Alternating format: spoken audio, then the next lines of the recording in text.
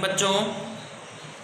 देखो कल मैंने आपको ऐसे समझाया था कि चतुर्भुजों के जो प्रकार होते हैं वो थोड़े थोड़े मैंने आपको समझाया था, ठीक है ना। थोड़े थोड़े सा मतलब जैसे यहाँ पे नहीं समझाता मैंने एक समलंब चतुर्भुज ऐसे बनता है, पतन ऐसे बनती है और समांतर चतुर्भुज ऐसे बनता है, ठीक है। अब आज की क्लास में अपन पता है क्या करेंगे, अपन और अच्छे से जान पहचान करेंगे किससे, समांतर चतुर्भुजों से। अब ये समांतर चतुर्भुजों से जान पहचान क्यों करेंगे, क्योंकि जैसे अभी तो आप 8वीं में पढ़ रहे हो, फिर 9th में जाओगे, फिर 10th में भी जाओगे, है ना। तो ये समांतर चतुर्भुज सबसे ज्यादा काम आएगा अपने। तो पहले इस समांतर चतुर्भुज से अच्छे से जान पहचान कर लेते हैं कि ये क्या होता है, ठीक है। तो मैं इसमें थोड़ा सा और आगे आपको समझा रहा हूँ कि समांतर चतुर्भुज में और क्या क्या हो सकता है, ठीक है बच्चों। तो जो अपना चल रहा था, ठीक है, वो सब ऐसे कैसे लिखते चलना है आपको। मैं वापस से आपको क्या समझा रहा हूँ, समांतर चतुर्भुज। क्या समझा रहा हूँ, समांतर चतुर्भुज। ये बहुत चतुर होता है, इस वजह से इसका नाम होता है क्या, चतुर्भुज, ठीक है। अब मैं यहाँ पे सामने कुछ चित्र बना रहा हूँ और आप देख के बताना कि ये समांतर चतुर्भुज है या नहीं, ठीक है। तभी तो जान पहचान होगी, पता कैसे चलेगा कि ये क्या नाम से जो है समांतर चतुर्भुज है या नहीं, ठीक है बच्चों। ये मैंने आपके सामने चतुर्भुज बना रखा है, चतुर्भुज 4 भुजाएं हैं इसके अंदर। तो आप मुझे बताओ कि ये चतुर्भुज है जो समांतर है या नहीं, ठीक है। अब आप बोलोगे कि सर कैसे चेक करेंगे, तो देखो ऐसे चेक करेंगे कि आमने सामने की भुजाएं समांतर होनी चाहिए। समांतर का मतलब जैसे आपकी कॉपी की लाइनें होती है, समांतर का मतलब जैसे पटरी की ट्रेन की, सॉरी पटरी की ट्रेन, ट्रेन की पटरी होती है ना। रेलवे का जो ट्रैक होता है उसके ट्रैक में देखना, या फिर आप क्या देखोगे बताओ, आपकी कॉपी की लाइनें देख लो आप, तो उसमें जो लाइनें ऐसी खींची रहती नहीं है, सॉरी ये ऐसे लाइनें खींची रहती नहीं खींची रहती अपनी कॉपी में। तो ये जो लाइनें होती है इनको समांतर रेखाएं कहते हैं। समांतर रेखाओं का मतलब ये होता है कि ये कभी भी एक दूसरे को नहीं काटती है और इनकी दूरी जो है वो बराबर होती है। देखो यहाँ पे दूरी बराबर होगी कि नहीं होगी। अब आ जाओ आप, जो मैंने आपको चित्र समझाया था, ठीक है, समांतर चतुर्भुज का चित्र बनाया था, याद करो आप। तो समांतर चतुर्भुज तो ये होता है ना बच्चों, ये होता है समांतर चतुर्भुज। तो ये तो समांतर चतुर्भुज नहीं है ना, तो ये समांतर चतुर्भुज नहीं है, ठीक है। मैं एक और चित्र बना रहा हूँ आपके सामने, ये अब आप इस फोटो को देखो, ठीक है, सॉरी चित्र को देखो और आप बताओ कि ये जो है समांतर चतुर्भुज है या नहीं। अब आप बोलोगे कि सर ये तो समांतर चतुर्भुज लग रहा है, ठीक है। देखो लग रहा है, इसका मतलब ये वाली भुजा इसके समांतर है और ये वाली भुजा इसके समांतर है, पर ये चित्र तो किसका है, ये चित्र तो बच्चों आयत का है ना। कहीं का चित्र है ये आयत का चित्र, पर आयत भी समांतर चतुर्भुज के गुणों को शो कर रहा है, मतलब गुणों को प्रदर्शित कर रहा है, नहीं कर रहा है कि आमने सामने की भुजाएं क्या होती है, समांतर होती है। तो आयत में भी आमने सामने की भुजाएं क्या होती है बच्चों, समांतर होती है, और इसलिए आयत को भी क्या कहते हैं, इसको भी आप समांतर चतुर्भुज कह सकते हो, ठीक है। सच का मतलब होता है समांतर चतुर्भुज, आयत भी समांतर चतुर्भुज होता है, ठीक है। अब आप चलो उस पे, इसको देखो आप, इसको देखो, ये जाना पहचाना लग रहा है क्या, लग रहा है कि जाना पहचाना। देखो कहीं आपकी बारात में आया हो, अगर जाना पहचाना लग रहा हो तो ये चित्र है बच्चों वर्ग का, वर्ग का है या नहीं है ना, ये चित्र वर्ग का। तो वर्ग में आप क्या देख रहे हो कि वर्ग में भी यही होता है कि आमने सामने की भुजाएं क्या हो रही है, देखो ये भुजा इसके समांतर है, ये भुजा इसके समांतर है। तो वर्ग भी क्या होता है बच्चों, वर्ग भी समांतर चतुर्भुज होता है। मतलब आयत को भी आप समांतर चतुर्भुज कह सकते हो और वर्ग को भी समांतर चतुर्भुज कहते हो। अब आप समझ गए अच्छे तरीके से कि समांतर चतुर्भुज कैसे होता है।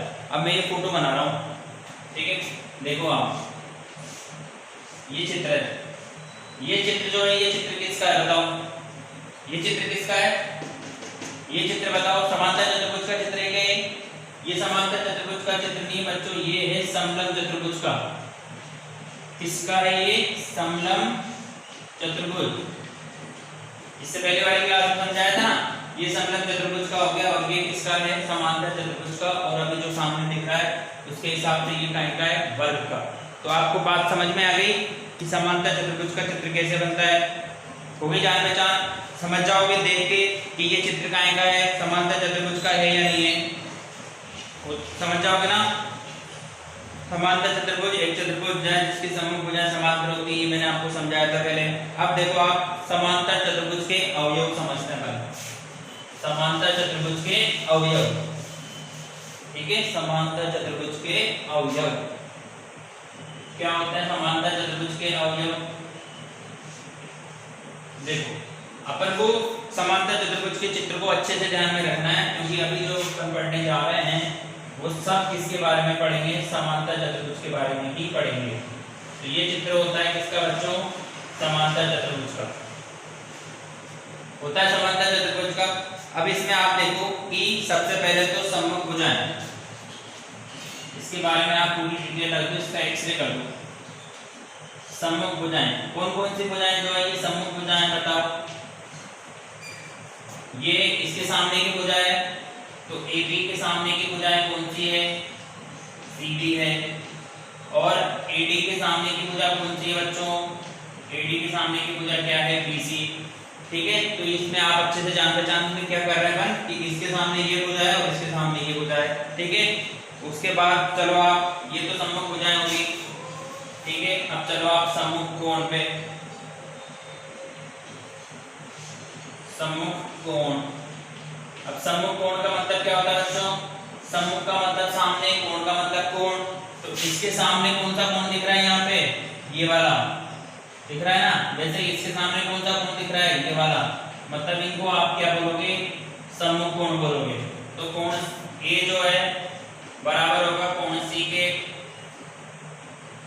ठीक है, या फिर कोण B जो है बराबर होगा कोण D के। अभी आपको बराबर कितना ध्यान नहीं देना है, आपको सिर्फ ये देखना है कि सम्मुख कोण कौन सा होगा। इसके सम्मुख ये है और इसके सम्मुख ये है। आ रही बात समझ में आपको?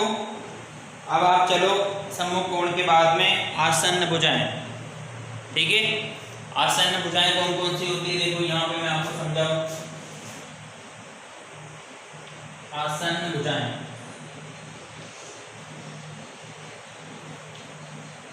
ठीक है। आसन्न भुजाएं किसे कहते हैं? देखो बच्चों, दो भुजाएं आपस में जोड़ी गई थी, जैसे ये भुजा और ये भुजा, इन दोनों भुजाओं को क्या बोलोगे आप? आसन्न भुजाएं बोलोगे। तो AB और CD, देखो AB कहाँ है? ये और ये भुजाएं तो कौन सी इसकी? समांतर भुजाएं हैं। AB और BC, देखो यहाँ पे AB व BC आसन्न भुजाएं हैं, आसन्न भुजाएं। अब आप बोलोगे कि सर ये भी आसन्न भुजाएं हैं इसके ऊपर वाली, जैसे ये दोनों आसन्न भुजाएं में से ये और ये भी तो है, या ये और ये भी है। मतलब कोई सी भी दो भुजाएं आपस में जुड़ रही है, देखो ये भुजा और ये दोनों भी आसन्न ही है, ठीक है। तो आसन्न भुजाएं और भी हो सकती है, ठीक है। और आसन्न कोण कौन से होंगे? सारे लिखो क्या? देखो BC व CD ये भी आसन्न ही है, CD व DA ये भी आसन्न ही है, सब ये आसन्न भुजाएं हैं, ठीक है। अब लास्ट में चलो इसमें आसन्न कोण। अब क्या चलेंगे? आसन्न कोण। ये सब उतारने लिखने हैं आपको कॉपी में, ये टॉपिक डालना है आपको, समांतर चतुर्भुज के अवयव, और ये सब चीजें लिखनी है, ठीक है। जिससे मैं लाइन लिख रहा हूँ वैसे सब लिख लेना। आसन्न कोण, आसन्न कोण कौन कौन से होंगे? देखो जो आसन्न भुजाओं में कोण बन रहे हैं उनको आसन्न कोण कहेंगे। तो ये वाला और ये वाला बराबर नहीं है, ये कोण A व कोण B आसन्न कोण। कौन से कोण है बच्चों? ये आसन्न कोण। जैसे B और CD क्या होगा? कोण B व कोण C, ये भी क्या होंगे? आसन्न कोण। कोण C व कोण D ये सब क्या है? आसन्न कोण ही है। कोण D व कोण A ये भी क्या है? आसन्न कोण ही है। बराबर नहीं कह रहा हूं मैं, एक लाइन पर बनने वाले कोण, ठीक है, दो रेखाओं के बीच में, जैसे ये रेखा देखो यहाँ पर ये थी ऐसे, इस रेखा और इस रेखा ये और ये कोण बन रहे हैं, तो इनको आसन्न कोण कहोगे। आगे बात समझ में? तो इनको ध्यान से समझ लेना। समांतर चतुर्भुज को मैं समझा रहा हूँ यहाँ पे आपको, और क्यों समझा रहा हूँ? क्योंकि ये सब चीजें आपके काम आएंगी। अभी प्रश्नावली तो चली गई अपने, ठीक है ना। तो अब आगे पढ़ेंगे अपन समांतर चतुर्भुज के कोणों का योग। बताओ क्या होता है समांतर चतुर्भुज के कोण। आगे अब अपन समझेंगे। अगला ये चीज समझ में आ गया आपके आसन भुजाएं क्या होती है, आसन कोण क्या होता है, सम्मुख कोण क्या होता है, सम्मुख भुजाएं क्या होती है। अब अपन समझेंगे आगे समांतर चतुर्भुज के कोण। अब ये बताओ मुझे कि चतुर्भुज के चारों कोणों का योग कितना होता है, बताओ। इससे पहले वाली क्लास में या सबसे पहले मैंने आपको कोणों के बारे में बताया था।